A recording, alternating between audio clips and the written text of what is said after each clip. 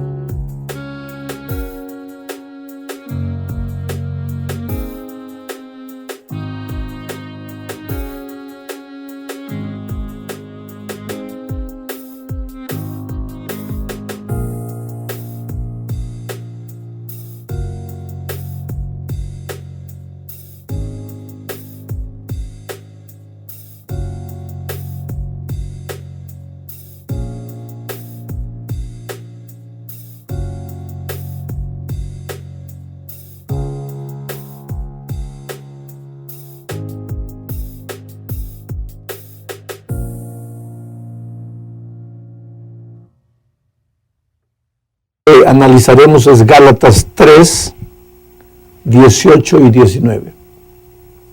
Porque si la herencia es por la ley, ya no es por la promesa. Pero Dios se la concedió a Abraham mediante la promesa. Entonces, ¿para qué sirve la ley? Fue añadida a causa de las transgresiones, hasta que viniera la descendencia a quien fue hecha la promesa, y fue dada por medio de ángeles en manos de un mediador. Pensemos primero en la palabra herencia. Pablo habla aquí de herencia. ¿En qué consiste esa herencia? ¿De qué se trata la herencia?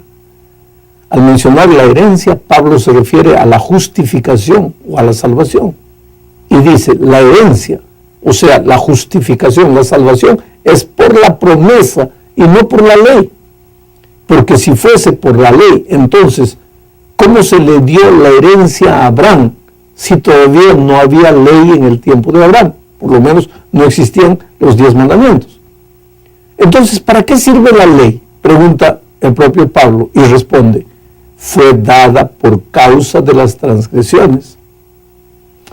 Querido, la ley de Dios siempre existió.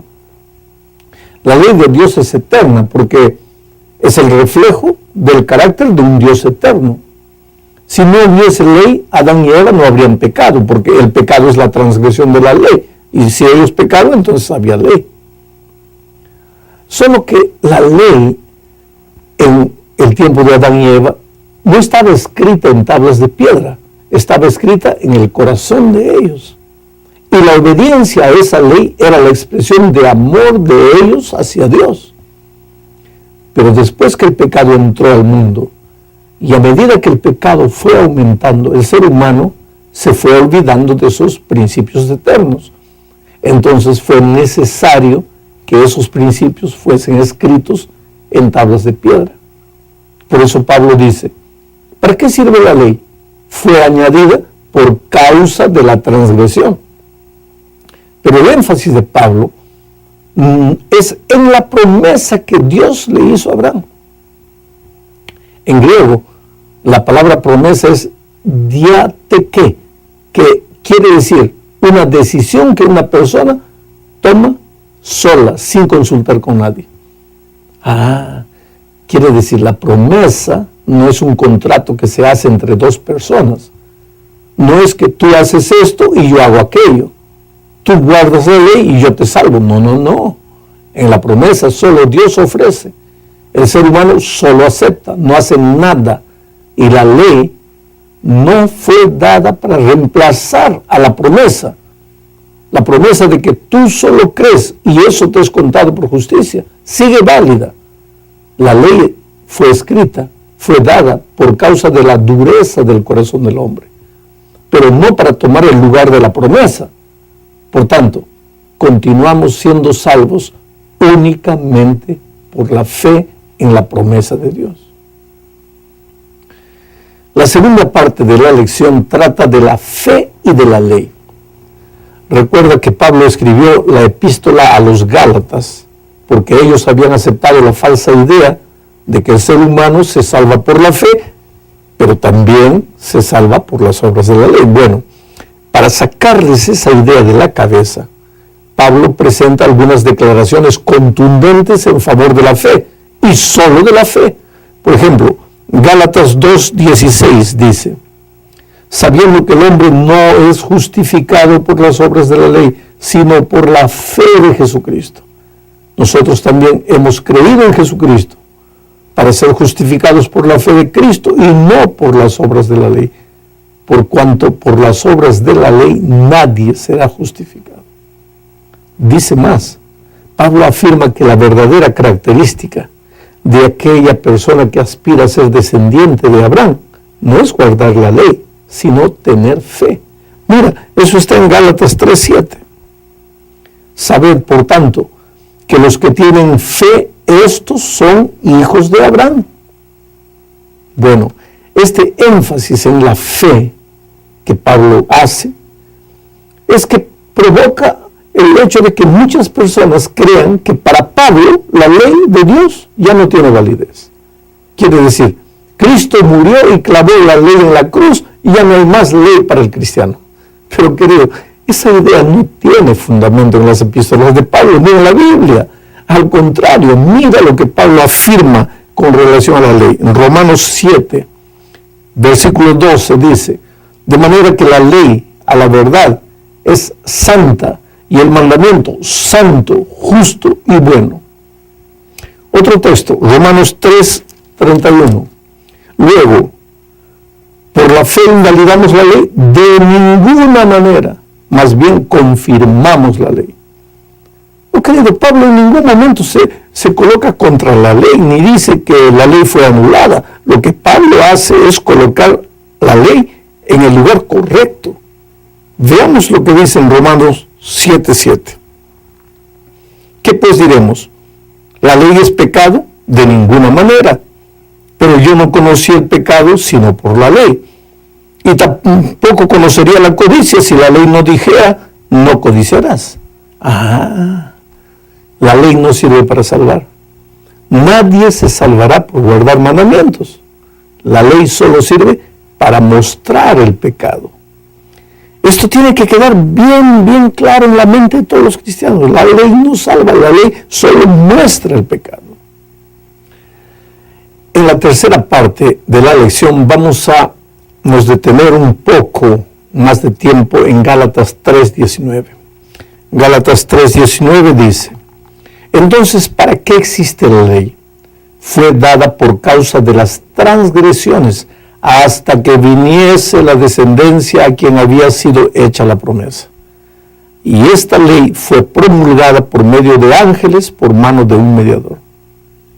¿De qué ley está hablando aquí Moisés? Muchos adventistas creen que esta ley se refiere a la ley ceremonial que fue dada hasta que viniese la descendencia a quien había sido hecha la promesa. ¿Quién es esa descendencia? ¿A quién se refiere? A Cristo.